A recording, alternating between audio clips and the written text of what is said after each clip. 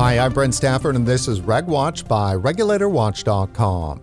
For years, the U.S. vaping industry played defense against fear-driven headlines, misinformation, pressure campaigns, and relentless attacks on flavored products.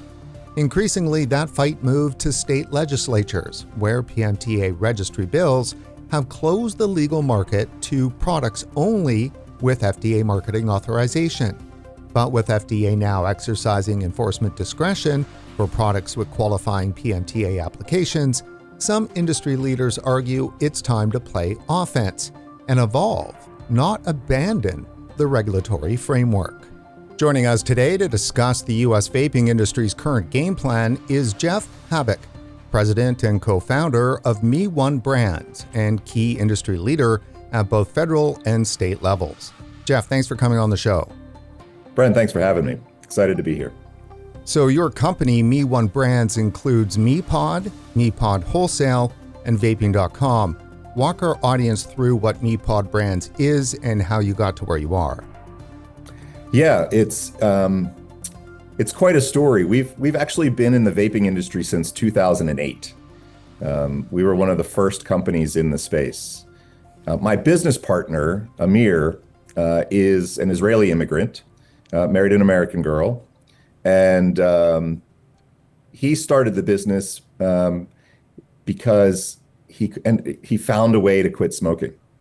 He got introduced to somebody who gave him a small cig-alike device and was able to quit smoking over the course of about 3 months. And it was an eye-opener to what was possible, and it's interesting for him coming from Israel to the U.S. Smoking was ubiquitous in Israel. It was one of those things where he grew up with an ashtray in the house. And here in the U.S., when you're smoking, people give you the stink eye. He felt ostracized. And when they were having their first kid, it was incumbent upon him to find a way to quit. And he did it with a cig-alike. Now, back then in 2008, the products were terrible. They had the little cartomizers with the little dripper. You had to drip the liquid on to get it started. But because it was successful for him, he thought, wow, if it worked for me, maybe it'll work for other people too. And our business, the origination of Me1 Brands was called Smoking Vapor. And it started as mall kiosks. So Amir opened kiosks in malls around Arizona, selling little cig-alike kits to people that wanted to quit smoking. And that was kind of the origin story of the business. Interestingly enough, I met Amir through one of our early employees. And at the time, I was also smoking very heavily. And when I first met Amir, he gave me an electronic cigarette and said, dude, you stink. And I had the same experience. I wasn't really intending to quit. I had tried 100 times before. And over the course of about 2.5 months, I quit smoking. I was blown away, and I did it with a green apple flavored e-cig, by the way. And so that kind of set us on this path of, wow, this is fascinating. So I ended up buying out a silent partner. My background is Fortune 200. And we started off on this journey to, how do we really help people and eradicate the harms caused by smoking? And those harms, not only physical, but emotional, societal. And to this day, that continues to be our mission. So the kiosks did well for a while. Laws started to change. And we ended up opening retail stores. We had retail stores for about 6 years. And then over the course of that time, we realized that the products needed to get better. And so we started doing our own kind of R&D and development and trying to figure out how do we make a better mousetrap? How do we make a better e-cig? And as we started making some of our own products, we ended up realizing that the form factor needed to be something that, people really could make it easier for them to get over this smoking cessation. So education was a big part of this process. And we created a product called Me1, which was an all-in-one device that actually ended up being a success for us in our stores. And we ended up selling it to other stores, which opened us up into how do we, we started figuring out how to be a wholesaler. And about a year later, actually, we created the Mi Pod, which became kind of our flagship device. It took off. We ended up in 60 countries around the world. We had found that as products were really masculine, if we made a more unisex and had the ability to even make it a little bit more feminine forward, where we knew that 50 to 55% of our customers were female, it opened us up to a much larger market. And that got us into being essentially into the wholesale business.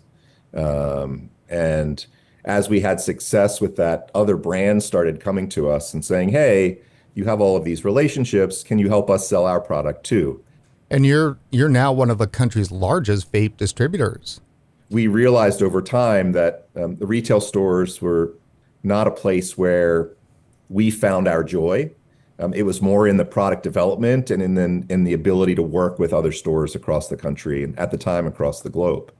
And that morphed our business into being Mi Pod Wholesale as it is today. And we still do have a consumer site under vaping.com and mipod.com. And it's been interesting over 10 years to really have to stay at the forefront of the changes that are happening in our industry. Whether it's the FDA deeming rules that were happening in 2016 and learning about the PMTA process and how do we go through that, the state regulations that came into place and how do we ensure that all of our websites and are in compliance, third-party age verification. There's a lot of things along the way as your business grows that we had to be sure that we were building something for the long term. And I'm happy to say that we pride ourselves on a place of we have a compliance team in place. Like we have tax specialists on our team. Like we have a slew of attorneys to help us stay compliant with the regulations that exist, not just federally, but at the state level, but also municipalities. State by state, they change their taxes and rules as well. It's not easy. And it's a reason why over the years, there's been a lot of consolidation and people that couldn't comply with those things often move on, But this is a passion for Amir and myself, and I would say for our entire team. And there is a sense of real joy that comes from helping people. And for us, we have had a hand in helping over 2 million Americans quit smoking, out of the now 25 million, whatever that is, that have switched from smoking to vaping. It's something we're extremely proud of. What would you say has had the biggest or most detrimental impact on the vaping industry in the U.S.? I think the lack of clarity on the regulatory process has been the biggest challenge. And the reason why that's the biggest challenge is it creates misinformation, confusion. The good actors who try and do the right thing oftentimes get outpaced by the bad actors who just don't care. The regulatory framework at the federal level as it exists today is subjective. It's not objective, right? Meaning that submitting the testing requirements and the information to prove that your product is appropriate for the protection of public health is not a set of criteria, right? In other countries, Canada, the UK, objective metrics have been put in place, which allows people to get through the system. The challenge with that here in the US is because it's subjective, meaning it's completely up to the people at the FDA to make a decision. Smaller and medium-sized businesses don't have the ability to go to capital markets and raise money in order to spend tens of millions of dollars on behavioral studies and pharmacology studies, clinical trials. These things are extremely expensive, but without a pathway to know that if we do X, Y, and Z, the product can get authorized, then it leaves everybody in limbo, scrambling to try and figure out what's the best way to do it. That's been the thing that's slowed down the industry the most. We, as Me1 Brands, we submitted pre-market tobacco authorization applications for a slew of products. It's now been 6 years ago. Those products were accepted for review by the FDA, and they continue to sit there. So an industry that has this level of innovation, where we're constantly trying to make things better, less harmful, more effective to get people to quit smoking. When you have a regulatory body that moves that slowly, by the time that you get all of the things to submit products, the market has passed you by, right? People have moved on to the next iteration of products. So that's really, and that federal level, we can go into this in more detail, but it creates a challenge at the state level, because when the federal government hasn't put rules and regulations in place that are clear, objective, and concise, the states take it upon themselves to say, hey, within our state, let's figure out what we want to do. And we end up with a patchwork regulatory framework across all 50 states that makes it very difficult for manufacturers to be compliant, for distributors to ensure that they're staying within the bounds of the law, for retailers that are multi-state operators to be able to train their employees to know what the rules are in each different place, and for the consumer to know what they can and can't have access to. So it's a huge challenge for the industry.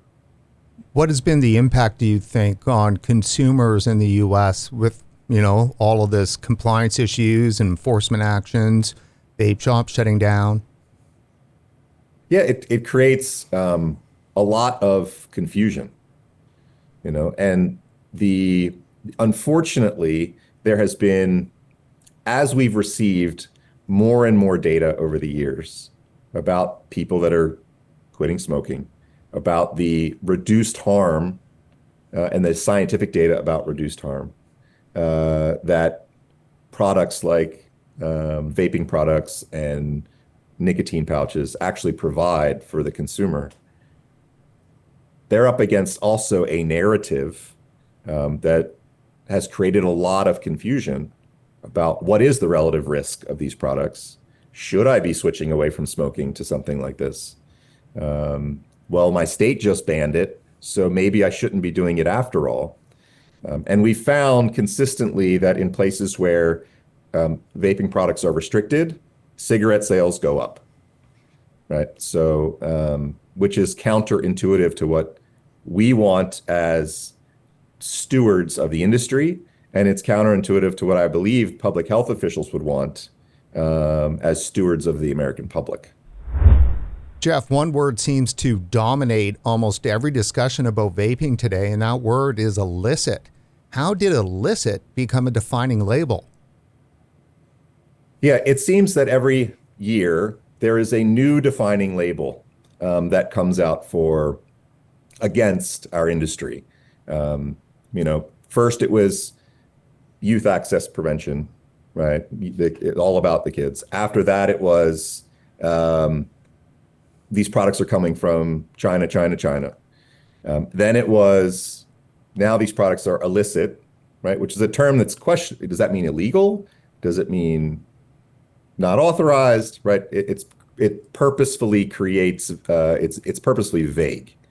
And then now this year it's stop the smuggling, right? And this is the narrative that gets pushed by whether it's the big tobacco companies and their lobbyists at the state level in order to get legislation passed that's in their best interest, or from what we call the body part groups, right? The American Heart Association, American Cancer Association, the Truth Initiative, and things like that, in order to attempt to slow down this industry, in order to attempt to create some clarity. And I think the big challenge has been, and we can start from the first one, right? When you talk about youth access prevention, from a a majority of us in the industry are good actors. We are doing everything in our power to prevent youth access and also to work with the states to put laws in place that would drive youth use down. We all know that there was a youth use issue with Juul in that 2019 timeframe, where there was a spike in youth use.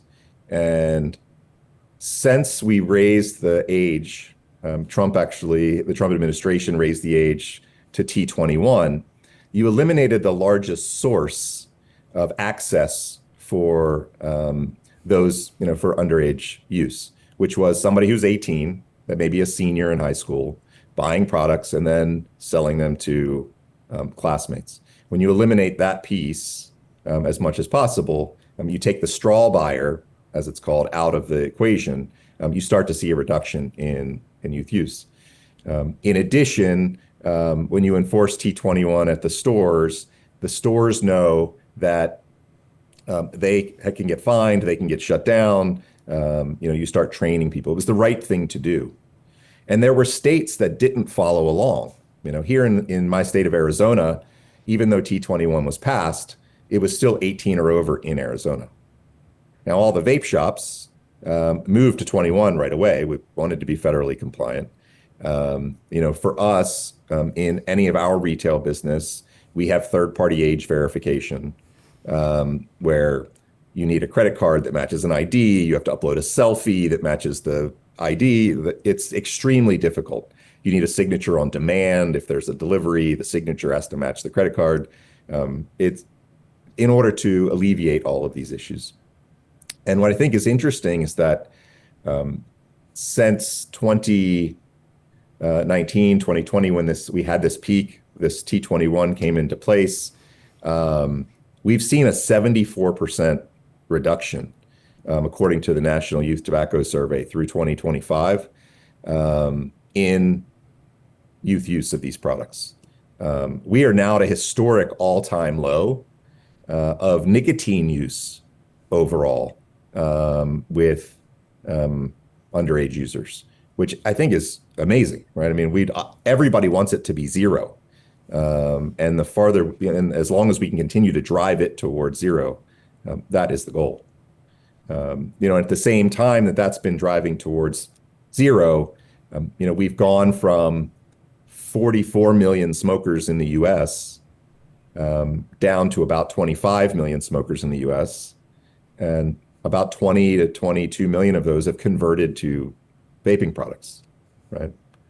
So it's, when that happens, when you have 44 million smokers, and now you only have 25 million smokers, it creates an existential crisis for the big tobacco companies. Just how involved are they? Because on one side, RegWatch sits down with BAT and PMI and Altria. Got a piece with, one of the top scientists from Altria coming out in the next couple of weeks. And they seem to be all about tobacco harm reduction and all about vapor and pouches and this and that. So then to hear that the other side of the corporation, I guess the real moneymaker, are out there doing these sorts of things, I mean, there's a dissonance there. Yeah. I think I believe that within all of those organizations, there are great people trying to do the right thing to create a smoke-free future, right? 100%. And I've met some of them. I also know that CEOs of publicly traded companies have a fiduciary responsibility to their shareholders. And if you see that your largest income base, where you have a 90% margin on a product, that is heading towards zero based on the quit rates, it becomes an existential crisis for your business. And you have to do everything within your power to slow that rate of decline so that as a large organization, you can make the shifts that are necessary to go to a smoke-free future without crashing and burning, right? So there are diametrically opposed incentives within an organization like that, where you have to protect your earnings to your shareholders legally, and you're trying to do the right thing from a science level and a product development level with your internal people who really care. What I've seen is that, at the state level, there is an insane amount of lobbying effort that goes on by the large tobacco companies. And as we as an industry have started to learn the ropes about lobbying and what does that mean and how do you develop these relationships at the state level, you also realize you're being outspent 100 to 1 on influence, for lack of a better word. And in every place where they're fighting for a specific type of registry bill that may have a 2016 predicate date in there, it creates a duopoly, right? If a state passes a PMTA registry bill where your product had to be, available before 2016 or have PMTAs in by 2016, then you're eliminating 10 years of research and development of better products that are many of which are also going through, most of which are also going through this PMTA process, but just are not from 10 years ago. In those states that implement it, you end up with a list of products that only includes, for the most part, the large tobacco companies' products. And when that happens, some consumers choose to go to a different product. Some consumers choose to go back to smoking. And it ends up being detrimental. So when I put myself in in the shoes of the large companies, I understand why the leadership would do everything in their power to slow this transition, because they have a fiduciary responsibility to do so. So there is a little bit of doublespeak that goes on. It's interesting because so many people in tobacco control, maniacally, they always, point to bad actors with big tobacco, with all of the things that they did throughout history that were killing people. But they never seem to bring up the fact that they're slowing down tobacco harm reduction in some states. You never see tobacco control rail against big tobacco for doing that. Yeah, and that is the harm. Listen, if we had a regulatory structure that allowed us to get products through in 180 days, let's say, that was affordable and objective, because the FDA is mandated that they have 180 days to review a product, even though we have products that have been sitting with them for 6 years.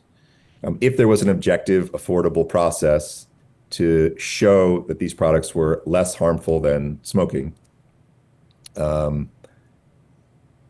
lot of the acceleration of people converting from smoking to vaping would increase. We would have a broader assortment of products. You'd have a lot more investment in R&D. I think it would be an opportunity also for companies to, there'd be M&A activity in our space, which there isn't a lot of today because of the regulatory gray area on a federal level. So, back to your original question, which was this term illicit that comes up. It's an additional tactic that psychologically gets headlines. Psychologically, it affects the legislators, right, into saying, oh, wait a minute, when they only hear one side of the story, right, and then they are told to believe that everything is quote unquote illicit, then we end up with decisions being made at the state level that are harmful to the good actors as well as the bad actors.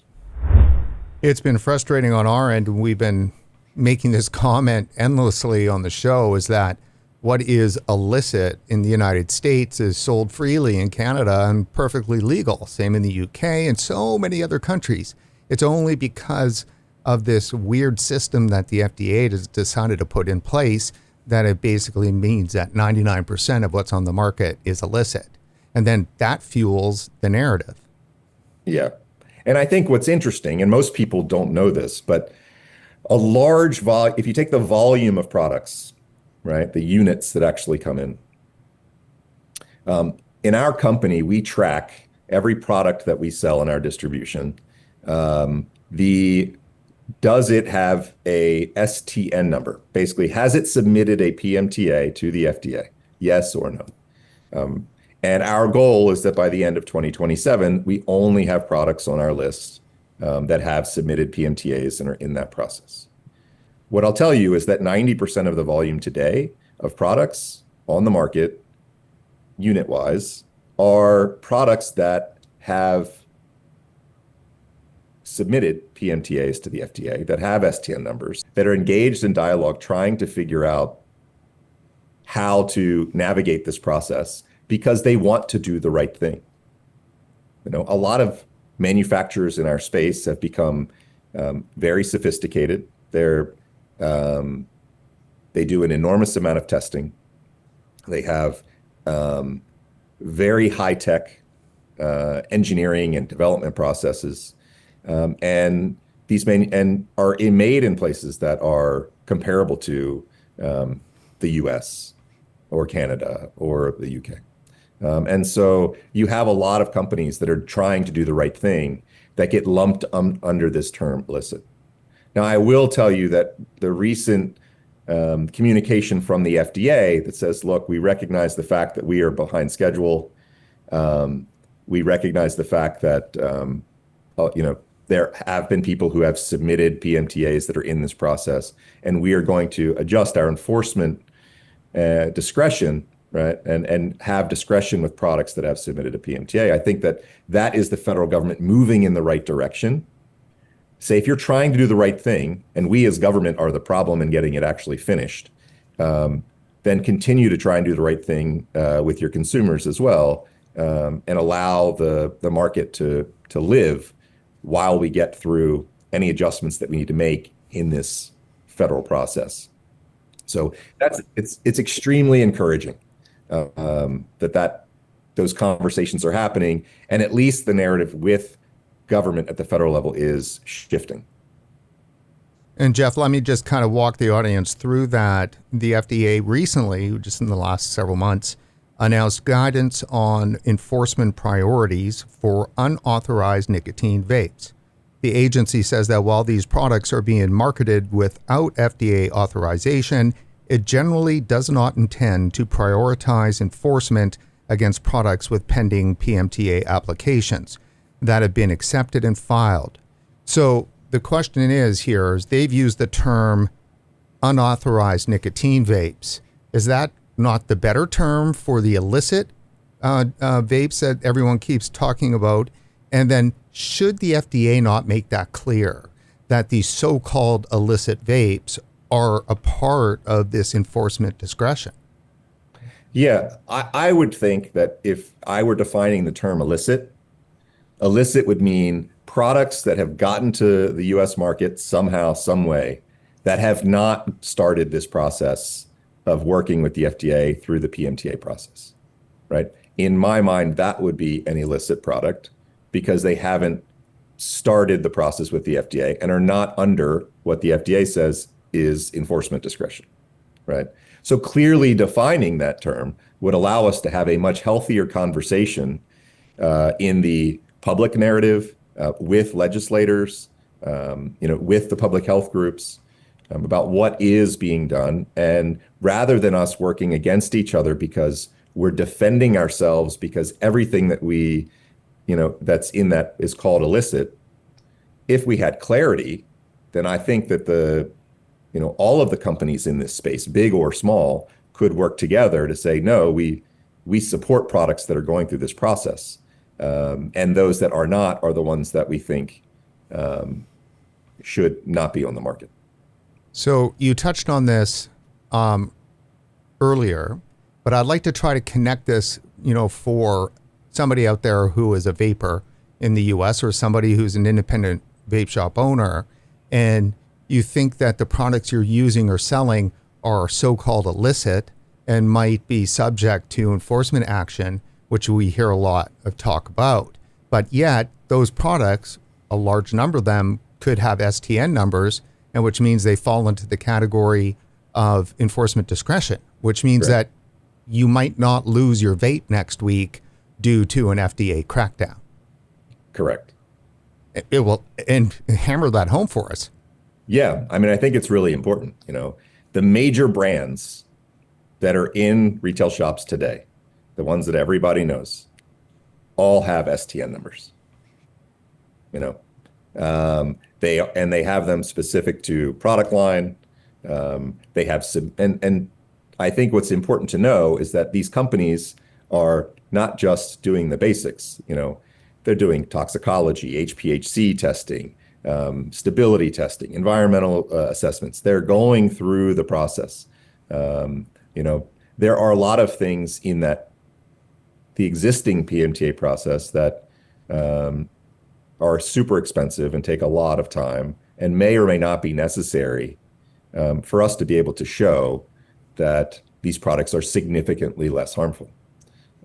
So our hope is that we can get to an objective process so that these products, this large majority of the brands that everybody knows and loves, have a pathway to getting to an authorization point, so that we can stop having this back and forth discussion, and that all of the companies that are spending so much money to defend themselves, whether it's legally or politically, we can invest that money into making better products for consumers, which ultimately allows us to get towards our mission of eradicating the harm caused by smoking, which is the whole point. How does the industry move from playing defense to playing offense? That's a good question. Over the past 6-7 years, we've always been on defense, right? And I would say, I'll talk about political defense first. At the state level, a bill will pop up that is a registry bill or something along the lines that would essentially ban the products in that state. Maybe it's a flavor ban bill.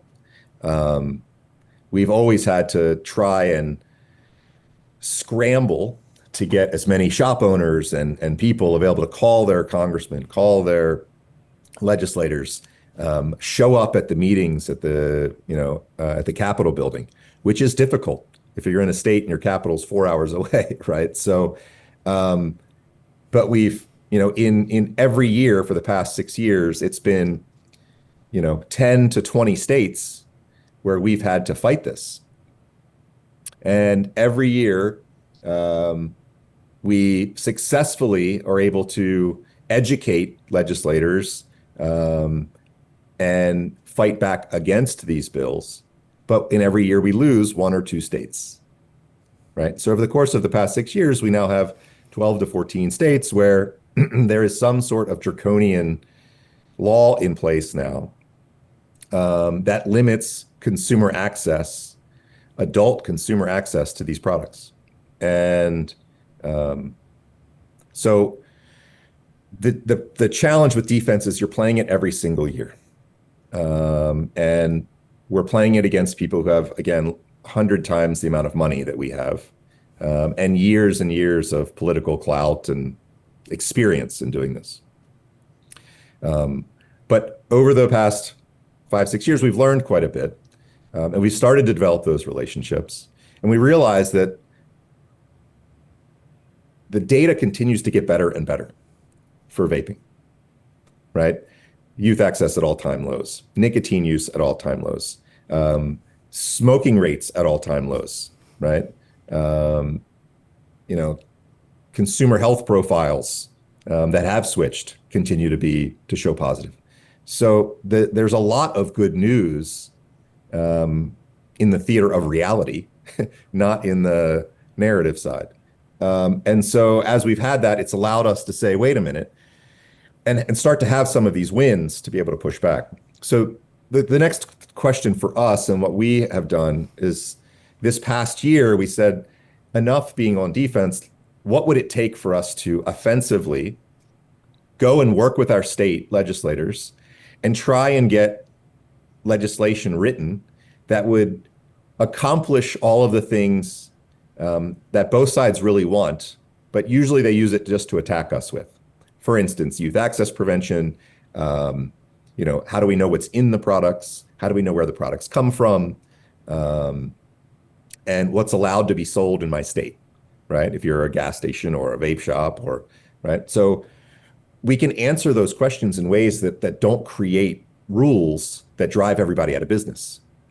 So the challenge is it's very expensive to do this. It takes lobbying teams. And so here in Arizona, myself and John Paul Willett, who owns Red Star Vapor, they have about 100 plus retail stores. So he's the largest retailer in Arizona, and we are the largest distributor in Arizona. So we came together. We collected a lot of data and information from all of the stores and distributors that we've known and worked with in the state for years. And we went to bat. We hired a really good lobbying team, two of them actually, and started meeting with our legislators and educating them. And it took a whole year. And between JP and myself, we ended up meeting with probably 70 of our 90 legislators to have a dialogue, to show them that we're real people, right? To explain our half of the story. In Arizona, we believe we're a force for good. We're helping Arizonans quit smoking, right? We're doing all of the things to get rid of the bad actors, right? To be the good actors. We pay our taxes, and support our communities, and we employ hundreds of people. But it's important for the legislators to hear that from the business owner directly. We invited them to our business. Come see what we do, meet our people. But we had to humanize the vape industry, right? As these are Arizonans who have families. I have parents and grandparents that work here. I have my CFO's her son actually even works here in the summer. It's we had to show that there's a human face to this, and that we are trying to do the right thing. We're not the bad actors here. And hey, let us tell you about bad actors and how we think we can stop them. And the retail shop on the corner who doesn't card, right? We never had any things in place in Arizona that allowed us to have fines that made sense, right? That actually had some teeth. There was we didn't have an enforcement body here, that could actually understood adult products, over 21 products, and who understood consumer choice. So we made the argument that this category needs to be under the Department of Liquor. Most of the liquor licenses in Arizona sell vape products, whether it's a liquor store or a gas station or a Circle K. So they're already in this business, and they already have a liquor license. The Department of Liquor understands adult products, right? What over 21 means, how to enforce against people that are selling and that aren't doing that, how to shut them down if they're selling to underage youth. And they also understand that flavors are not the issue, because today there is not a flavor in a vape shop that you cannot find in a liquor store. Strawberry watermelon Trulies, cinnamon whiskey, green apple Crown Royal, cotton candy hazy IPA, pineapple whip vodka, Hershey's chocolate beer, right? Flavors aren't the issue, right? It's a logical fallacy, right? Flavors are an adult choice, right? This is something that we choose as adults to consume when it's alcohol. It's the same thing with vaping products. I'm an adult.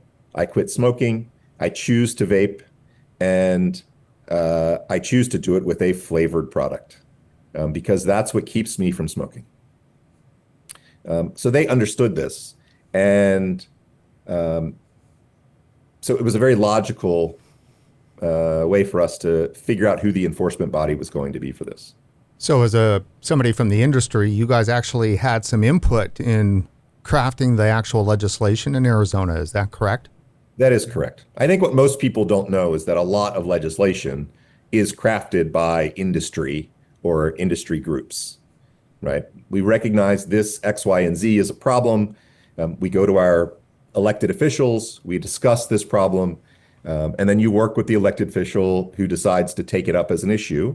And they have legislative counsel that then drafts what legislation would look like. There's back and forth with stakeholders, and ultimately you end up at a bill. And then there's a lot of work to educate everybody on that bill in order to obviously get it passed. What was interesting about this in Arizona was that for 6 years, the tobacco companies were our adversary, right? They would put up a bill. That bill was going to drive us all out of business. We would have to fight back and defend on the behalf of small businesses and convince people to not allow that bill to become law. As we were putting something forward that said we had to go to them as stakeholders too and say, you're saying this about us, and this isn't true because who you're talking about are these bad actors over here, and we also want them out of business. I don't want vapes that you can play a video game on. I don't want vapes that look like a slushie or a highlighter where they can be hidden as a pen in somebody's backpack, right? None of us want that on the market. We agree. So stop throwing me in with all of that. And what are the other issues that you really have that we think that we can address? While it got heated at times, there was a lot of back and forth on this. And I think that they realized at some point that the efforts that we had created between the coalition of stores and businesses in Arizona, as well as the relationships that John Paul and I had built at the Capitol building, that they had to come to the table. And so it's interesting in the game of politics where you actually have to negotiate with somebody who you've been diametrically opposed to, right? Like my mission statement as a business is to eradicate their business, right? So as it exists today. And so in the end of the day, we did have to come together to have some of these conversations. And I think what we've done here in Arizona is we've created something that may be model legislation for the rest of the country. We didn't get everything that we wanted. They didn't get what they wanted. But we put a regulatory framework in place that removes that term illicit, because basically it legalizes us within the state of Arizona, this group of products. It gives manufacturers a way to get a license with the state. It gives distributors a way to get a license with the state. And it creates a sense of, we know if you're doing X, Y, and Z, you're one of the good actors. And if you're not, then there's a bad actor pool that we can go send the enforcement bodies after to do the right thing for the customer and for the consumer. Geoff, if you're in a state that's got, a full-blown registry bill, which has dramatically impacted the amount of product and kinds of product that's available for sale in your state, is there some idea or ability to make the argument to those legislators that you can keep your registry bill, you just have to recognize the STN number is a registry from the FDA and it's in the process. And so those should be allowed to be sold, not just products that have received the marketing authorization. I think what we'll see this year is some of that take place, right? The registry date of 2016, the argument that was originally made to get that put in was, hey, this is what the FDA said, right? I mean, that was basically the argument. And we're at a place now where this is not what the FDA says. So because the FDA has given different guidance, there will need to be a lot of efforts made this year in states that have passed registry bills to go back and work on amendments to attempt to, potentially remove that date and some of the language in those states to be more aligned with what the federally the how we are moving as far as an industry. So that's my hope, right? Is that the draconian measures that were put in place over the past, 5 years, some of those we can start to roll them back. And I would think that even the large companies, the tobacco companies, would also, they have products that don't have PMTA authorization as well. The Vuse menthol is probably 60-70% of their sales. It's not FDA authorized. Velo, which is probably 20% of the pouch market, is not FDA authorized. So, but yet they're on shelves and they're being sold, and just like, other products that, that we sell that have started this PMTA process but aren't yet authorized. So, and certainly a lot of those products that, there are products coming to market. And I would assume that the large companies also want to innovate. At the end of the day, I think all of us that have been in this space for a long time, it's about allowing the free market of the United States to be creative and to allow competition. We want to compete with the big companies, and we want to do so within a framework that provides products that are, quote unquote, safe for consumers, and that have some type of objective standards that they have to meet in order to do that, so that we can serve the public on this mission. Geoff, it seems to never end. I was just on your vaping.com online retail site, and there's a headline banner that says Shopify has dropped U.S. vape retailers, but don't worry, a new website is under construction and coming soon. So what is that all about? There's some things I can speculate on, but what we do know what happened was a group of attorney generals were lobbied by, guess whom, all of the anti-vape groups. And that group of attorney generals sent letters to all of the e-commerce platforms, to the credit card processors, to the major chain store, in an attempt to say, if it hasn't been fully authorized by the FDA, it shouldn't be allowed to be sold, right? That's their opinion, again, which doesn't align with the FDA's guidance opinions. And for us, we were with Shopify for over 6 years. It was integrated in. You can imagine the complexities of selling these products across 50 states that all have different regulatory schemes, municipalities that have different regulatory schemes and different tax schemes. The third-party age verification, the shipping challenges in certain states based on who you can and can't use, needing to get signatures on delivery. It's very complicated. And so over those 6 years, Shopify became an integral part of our internal resource planning, our ERP systems, our inventory management systems. We had custom code written to ensure that taxes were getting paid properly, that you couldn't sell certain products in certain states, that you couldn't buy certain products in certain states. And then all of a sudden, Shopify made a corporate decision and gave us a week's notice that on the following Friday, we could no longer sell these products.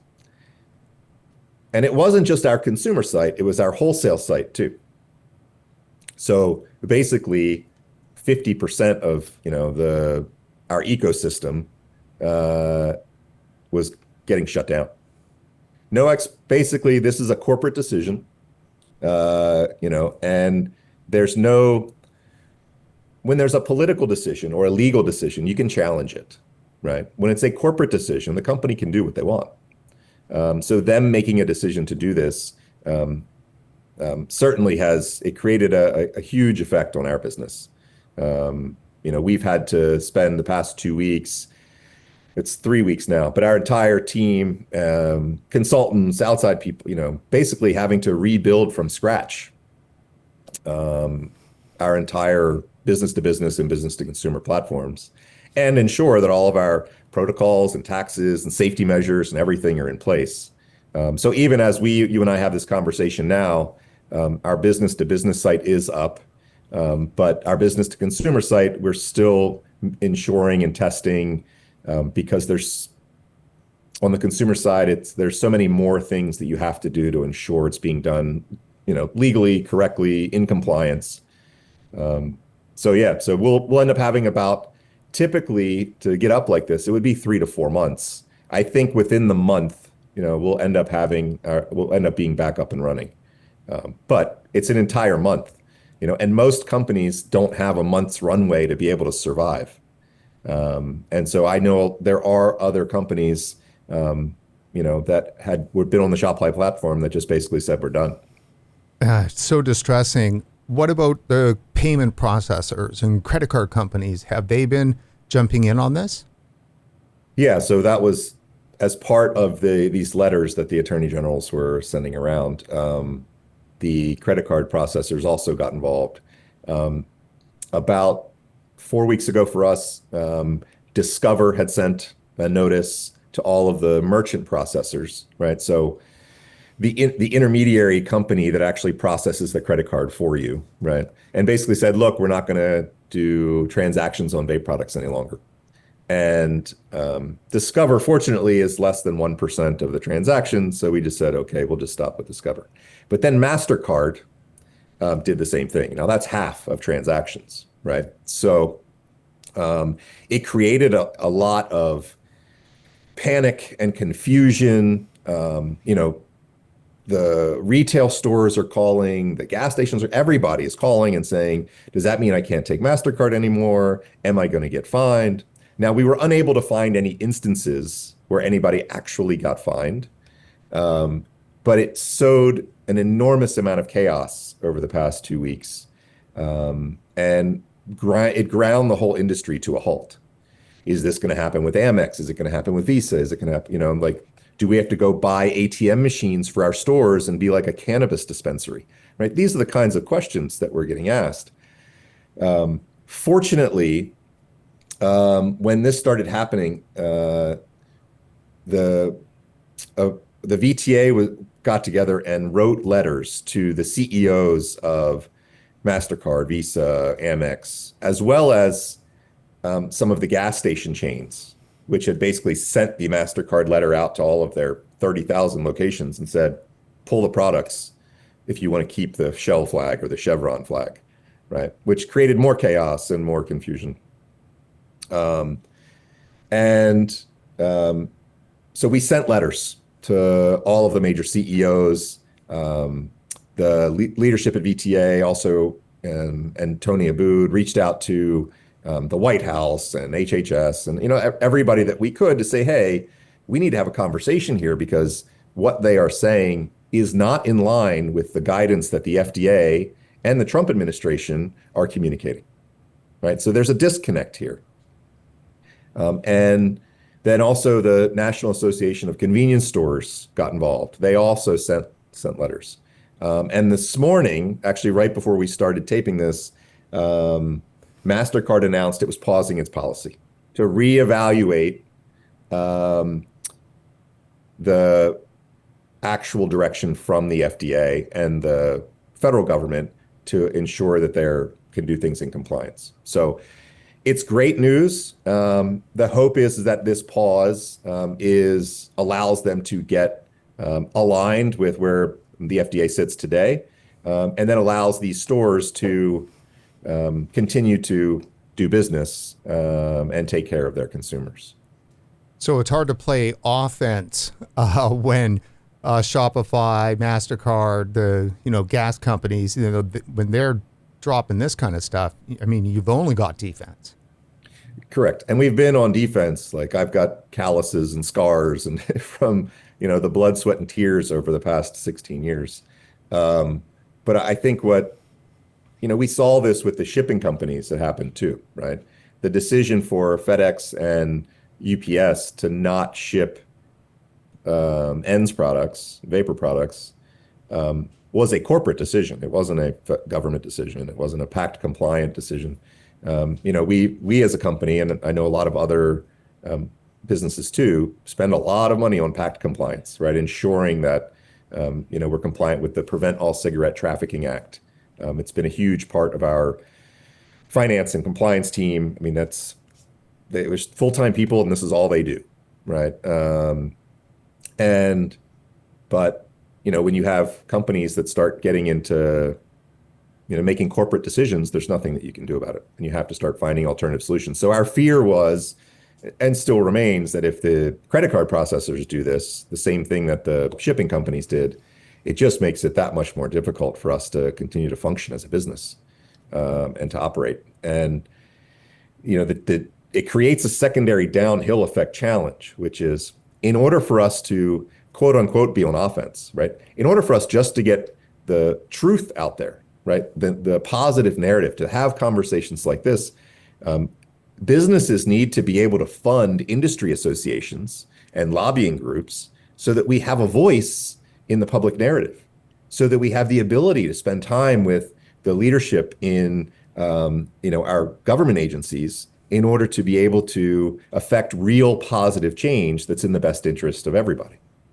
And when you're on defense and you're having to constantly solve these problems, it gets very expensive, and there isn't any money left over to be able to give, right, to advocacy organizations to take on these challenges. To get across the finish line in Arizona with the bill that we sponsored, or that we helped bring to the table, it cost us an exorbitant amount of money and time and energy and effort. Now, if there are more than 2 or 3 businesses that get involved, you can share that burden, for sure. But you have to have the time to go to these meetings and have coffee and have dinner and have lunches and show up at the Capitol, show up at the Capitol building and have these conversations to educate our elected officials, because they're dealing with 1,000 different issues. Vaping is just one. For us, it's the main thing, right? It's our only issue. So you can't expect them to be in the nuance and the details unless you spend the quality time to educate them on the process. So yeah, it makes all of these things happening, like the shop e-commerce platform shutting us down and MasterCard and Visa making threats, like, it puts us on our heels. And it has downstream effects for what the industry is able to do to continue to try and do the right thing. So last question for you, Geoff, and it's a big one. How do we know when it's time to celebrate? That's a good question. It's interesting. I think for me, if we can get clear, updated federal guidance that says, here is an affordable, objective, if you do A, B, and C, 6-month plan for products to be able to get through our pre-market tobacco authorization process, that will allow us to also, because of that, acknowledge the public health benefit that comes from transitioning smokers to vaping. And we end up with thousands of affordable vape products for adults on the market. That's the celebration time for me. And I think it starts with the federal government being very clear on an affordable, objective, 6-month process that companies can get through, that provides the necessary information, testing, safety data, et cetera, to show that these products are significantly less harmful than smoking. And if we get there, it'll have the cascade effect on the state level, right? Where we actually have a voice to say, this is what's happening at the federal level. We can now update the states or remove things that have been put in place by the states. And we start to get to an open marketplace where we truly are serving the consumer and the benefit of public health in general.